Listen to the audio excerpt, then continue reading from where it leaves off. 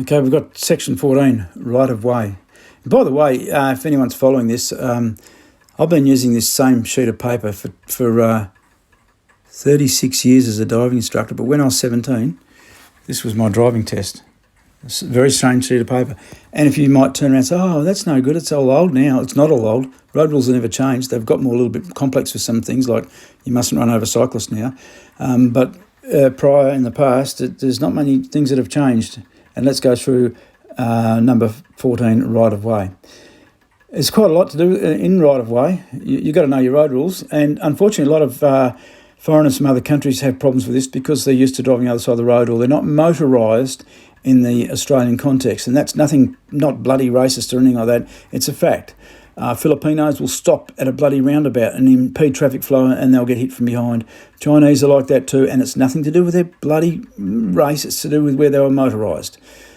Believe it or not, South Africans are good drivers because they're motorised properly and they're taught well, and so are Western Europeans and British. Other countries are different. They're all different. But anyway, right of way in Australia. Uncertain of obligations.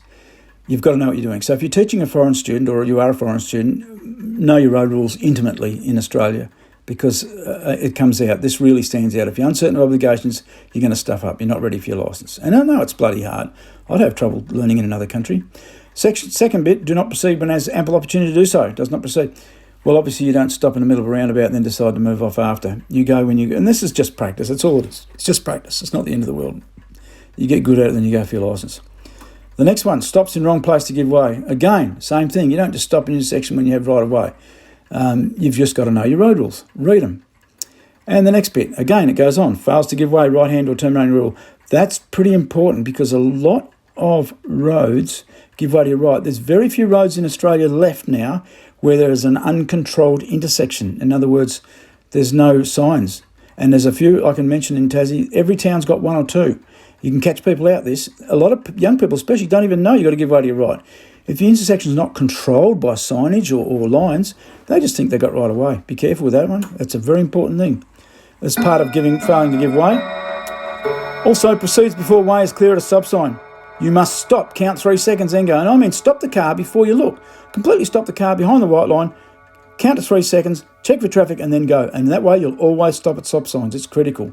That's pedestrian crossings is fairly obvious. You've got to give way at pedestrian crossings, and you don't want to be too fast to give way at pedestrian crossings as well. But I must reiterate, you must stop at a stop sign. Proceeds before way is clear. So obviously make sure you stop and don't proceed until it is clear. But we'll cover that a little bit later as it goes down.